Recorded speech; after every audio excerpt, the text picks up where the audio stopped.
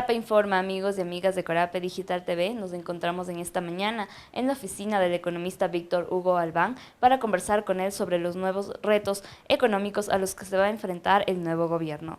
Recordemos que el próximo 15 de octubre los ecuatorianos y las ecuatorianas acudiremos a las urnas para elegir a un nuevo presidente y vicepresidente de la República o presidenta y vicepresidente de la República. Vamos a dialogar con el economista para que nos comente un poco más sobre estos retos económicos a los que se va a enfrentar el nuevo gobierno. Bienvenido a Corape, economista.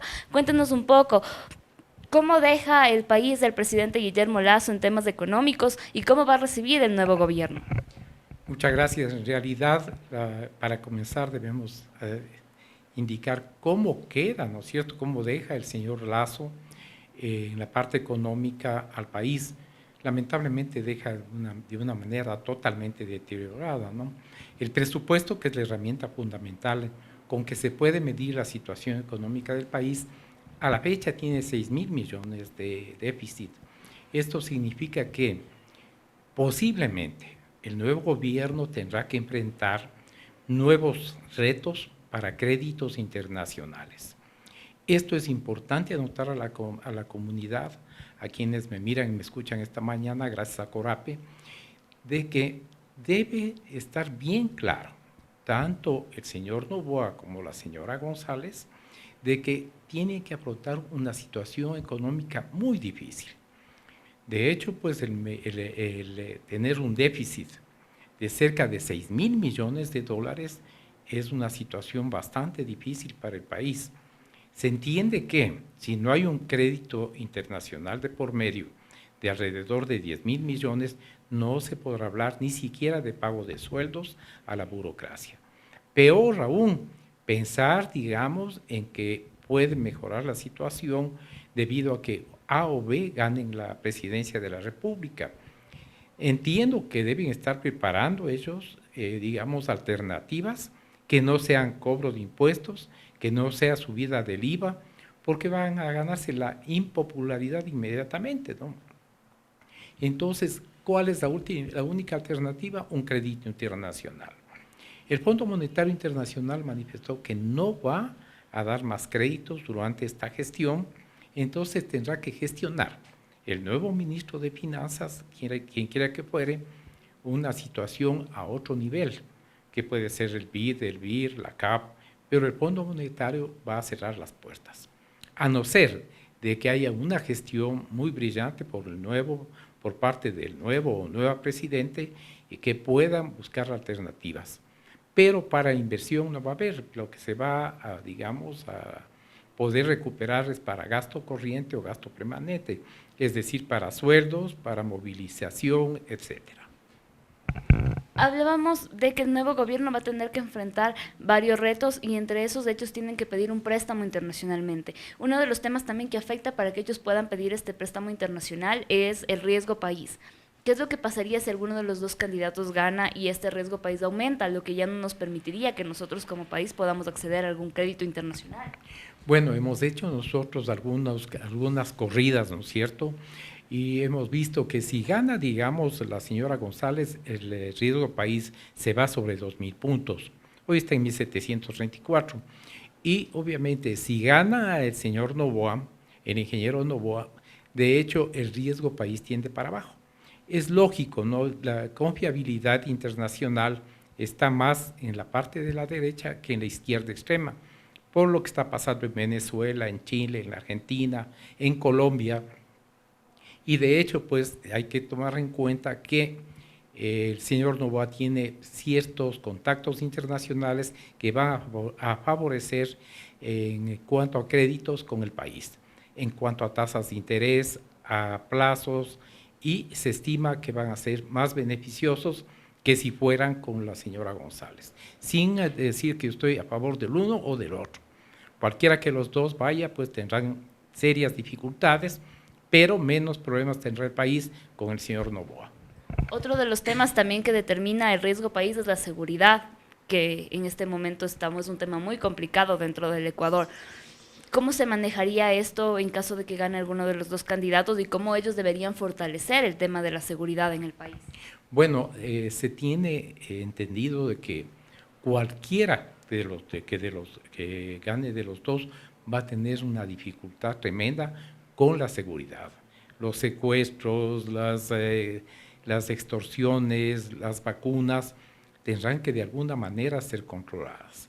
Y ese control, esa política pública debe ser bien radical, caso contrario no habrá inversión en el país, porque ¿quién viene a invertir en el país un centavo con semejante riesgo, con semejante amenaza de sus capitales? Y obviamente esto tiene que ser bien estudiado, bien analizado, fundamentado, y de hecho pues hay que esperar una buena y clara política pública con relación a seguridad.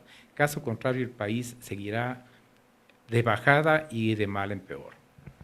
Otro de los temas que debe afrontar el nuevo gobierno es un presupuesto general del Estado sin ingresos petroleros por parte del bloque 43 del Yasuní, tomando en cuenta que ya ganó el sí en la consulta popular. ¿Cómo afecta esto directamente al nuevo gobierno y al presupuesto del Estado en general?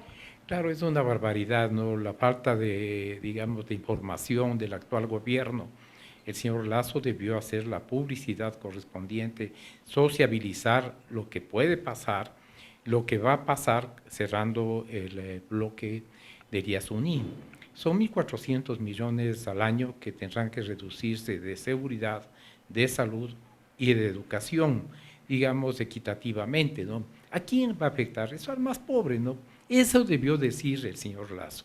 Y él se contentó en quedarse callado con la falencia que ha tenido en todo este mal gobierno que hemos tenido, y obviamente la falta de gente culta, la falta de gente preparada en su gabinete hizo que el país se vaya al fracaso, ¿no? Y que quién va a afrontar el cerrarse el Yasuní con 1.400 millones de dólares menos en el presupuesto y más impuestos para la sociedad ecuatoriana es el señor Lasso, no es nadie más el culpable, porque él debió oportunamente sociabilizar y hacer ver las consecuencias y no quedarse callado.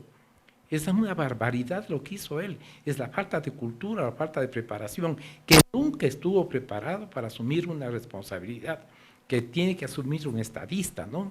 Él no tiene de estadista ni el nombre, no conoce ni por el forro eso. Y entonces, obviamente, pues las consecuencias para quién va a heredar eso van a ser tremendamente delicadas y tendrá que buscarse alternativas, ¿no?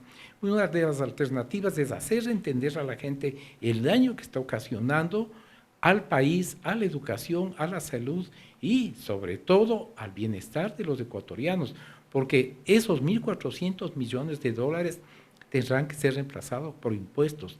¿Y a quién les afectan los impuestos? A los más pobres. Ah, no, que van a cobrar a los ricos, pero los ricos sacan de los pobres y eso tiene que entender la sociedad ecuatoriana. Y entonces, obviamente, tendrá que sociabilizarse y tendrá que hacer entender a la gente, a los izquierdistas, a los pseudoambientalistas, de que no se afecte en nada el sacar el petróleo. Si no, cerremos todos los pozos nomás y vivamos de impuestos. Entonces, obviamente, hay que hacer entender, y esa era una de las cosas que tenía que hacer el señor Guillermo Lasso y que no lo hizo, ni lo va a hacer, porque él nunca supo dónde se sentó y para qué se sentó, y por eso no termina ni la gestión. Sobre el tema de alternativas que se proponen para reemplazar el ingreso económico del bloque 43 del Yasuní, una de las alternativas que se proponían es el turismo. Desde su perspectiva, ¿usted cree que el turismo pueda solventar esta problemática económica? Mire, el Ecuador es un país que debería ser eminentemente turístico, pero lamentablemente tenemos nosotros una inseguridad. ¿Cree usted que va a venir algún americano, algún suizo, si en todas las embajadas, en todas partes, dice, por favor no viajen a Ecuador? Es un país eminentemente peligroso. Entonces ha bajado el turismo totalmente, es una falencia, ¿no? Si no damos seguridad, si el gobierno no da seguridad, ¿cómo vamos a tener turismo? El país es eminentemente turístico. Basta ver el entorno de la provincia de Pichincha, de la ciudad de Quito, ver ese esplendor del Cotopaxi, del Chimborazo, del Pichincha, del Atacazo. Son cosas que no ven en ninguna parte del mundo, ¿no? Pero lamentablemente tenemos las Islas Galápagos, lamentablemente hay prohibición casi en todas las embajadas del mundo de no venir a Ecuador por las alternativas de inseguridad. Si no damos seguridad a los nacionales, ¿cómo vamos a dar a la gente que viene de turismo? Entonces, obviamente, los hoteleros se están quejando que están al 40%, al 30%. La gente que tiene restaurantes, que tiene sus negocios, se están quejando de la baja de turismo. Entonces, reemplazar. En política se puede nada más hablar y se puede hacer una feria de ofertas, pero las realidades son otras cuando no hay unas políticas públicas en el país que determinen seguridad, que determinen alternativas. Bien está que se quede el petróleo en el Yasuní bajo tierra, pero ¿qué alternativas tenemos? Que la gente invierta aquí, no va a haber inversión por la inseguridad. Eso debe tomarse en cuenta el ecuatoriano, que sin inversión no va a haber empleo, y el éxodo hacia Estados Unidos, Europa, de los jóvenes, sigue yendo. De ahí es que el señor Noboa sacó, digamos, la votación que sacó, porque ofrece alternativas de empleo. La gente joven requiere empleo. Economista, ¿qué otros retos económicos se enfrenta el nuevo gobierno?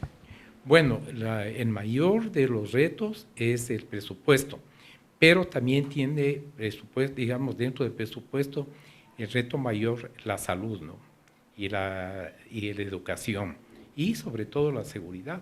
Usted ve lo que estamos viviendo en seguridad.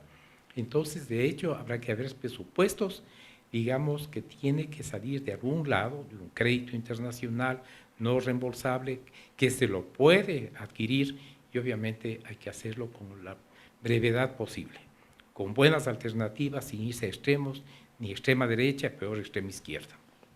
Estos créditos internacionales seguirían aumentando la deuda externa del país, ¿no nos perjudicaría aún más? Bueno, digamos, no hay alternativas a dónde irse, ¿no? Hay que seguir endeudándose, no queda más remedio, pero hay que ser habilidoso para el endeudamiento, no hacerlo a corto plazo, y hay que pelear por las tasas de interés. Hay créditos no reembolsables, hay créditos blandos, etcétera, ¿no?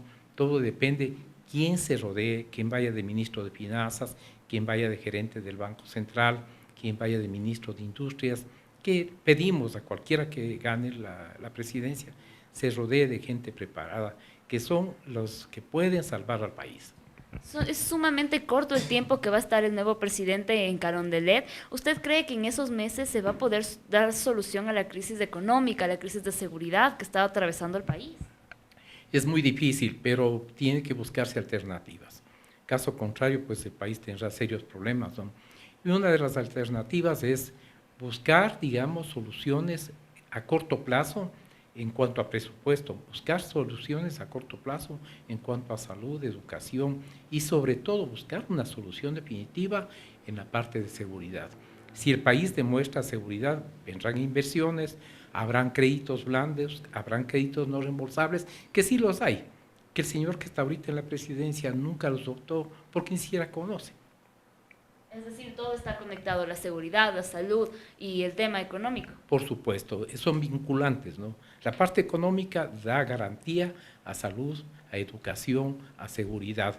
Si no tenemos policías, ¿de qué seguridad hablamos? Si no tenemos armas, si los de la mafia y los narcotraficantes tienen mejores armas que nuestras Fuerzas Armadas, que nuestra policía, ¿de qué seguridad hablamos? Debemos tener por lo menos igualitariamente las fuerzas, ¿no?, para que nos puedan defender a la sociedad civil ecuatoriana. Muchísimas gracias, economista. Ahí estábamos escuchando al economista Víctor Hugo Albán, quien nos comentó un poco más sobre los retos económicos a los que se va a enfrentar este nuevo gobierno en los próximos meses, que estará en Carondelet. Como ya mencionó, uno de los temas principales es que ellos puedan obtener soluciones a corto plazo en este tema, en el ámbito económico, para poder dar solución a lo que sería una crisis de seguridad, de inseguridad que está atravesando el país, para también solventar el tema de la salud, de la educación, y que no exista un aumento de impuestos. Es por este motivo que le hace un llamado a cualquiera de los dos candidatos que llegue a Carondelet a que pueda optar por hacer préstamos internacionales. Es lo que les podemos informar desde aquí, desde este punto de la capital ecuatoriana. Gandhi Guama los acompañó en cámaras, de aquí Camila Villasís. No olviden suscribirse a Corape Digital TV para enterarse de más noticias.